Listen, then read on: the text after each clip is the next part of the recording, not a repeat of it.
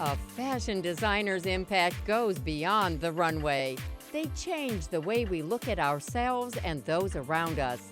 Video fashion designers chronicles their past successes and follows their evolution into the 21st century.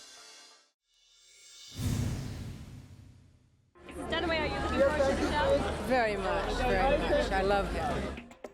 With 12 product lines and revenues over $1 billion, Giorgio Armani has been dubbed the Re d'Italia, the King of Italy. His reign began in 1975. With the introduction of his unstructured jacket in the 80s, Armani revolutionized fashion and became a household name. The Armani look is instantly recognizable, menswear-inspired women's wear, understated elegance, the ultimate sophistication. I think that he has changed the shape of how we feel about clothing. Giorgio Armani always puts the season into perspective for me. Really, we shouldn't be seeing a lot of these clothes on the runway. We should be holding them in our hands so that we really appreciate them. He's allowed women to find both femininity and confidence in a business suit. I started my career in fashion with menswear, and this certainly influenced my choices later in my career. Often women around me would try on the men's samples, almost as a joke, and they simultaneously asked me, why don't you make these for women? Perché non le fai anche da donna queste cose? The King's domain stretches to Hollywood, from gowns for red carpet affairs to wardrobes for films, including American Gigolo. Armani is the celebrity fashionista's #1 stop for refined glamour. For me, it's the only one. I dress Armani more than 20 years. Clothes celebrate the female and the male form in every shape and dimension. There's something about it that's incredibly unique and recognizable without ever being pedestrian. In 1984, the Armani look became a little more accessible with the launch of his highly successful diffusion line, Emporio Armani. The Emporio Armani line started as a casual collection, very informal, with very few simple elements in the 80s. It was a product for young people. However, I soon realized that young people expected something different from me and from the name Giorgio Armani. They wanted more than just a simple pair of jeans or a jacket. They wanted a young people's line that had the spirit, the style, and the look of Giorgio Armani. The Emporio line gives me more freedom. I dress adult women, I dress younger women, and I also design for men. This is very gratifying for a designer. When it's time for the king to vacate his throne, he need look no further than his royal heirs.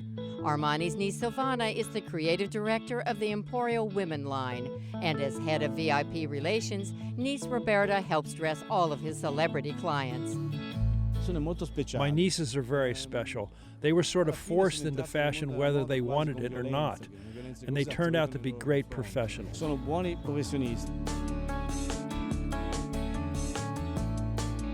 But Armani still reigns supreme. His hands-on approach to his shows reflects his devotion to his craft and to the Armani woman. When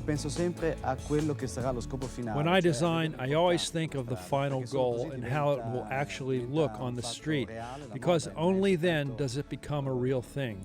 Fashion that's worn and understood by people.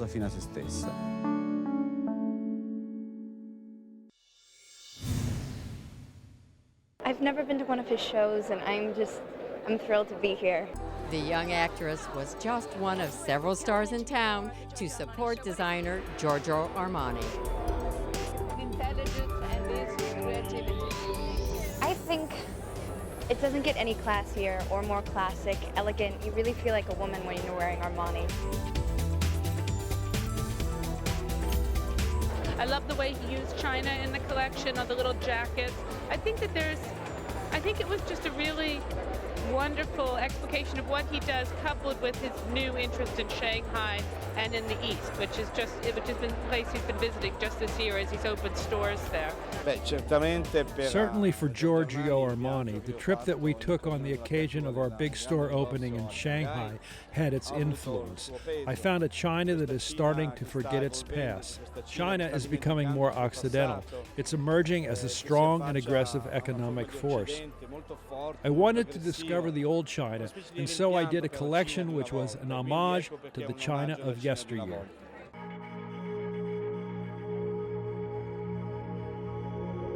I think what he did in this collection very nicely was that Hollywood thing, but that Hollywood thing with taste. He's fantastic. He always does something new and modern, but not too complicated, you know. As cool as his dress is, there's something sort of classic about it as well. You know, it's fashion forward for him a little bit, but still I don't feel crazy or silly.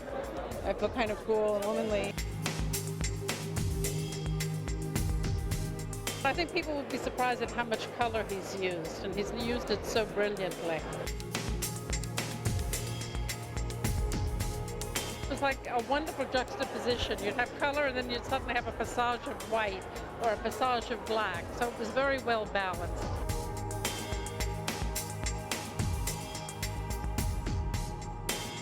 I think there's a lot there for women to wear, and particularly his women. For Hollywood, you're not going to look bad in one of those white dresses. You're not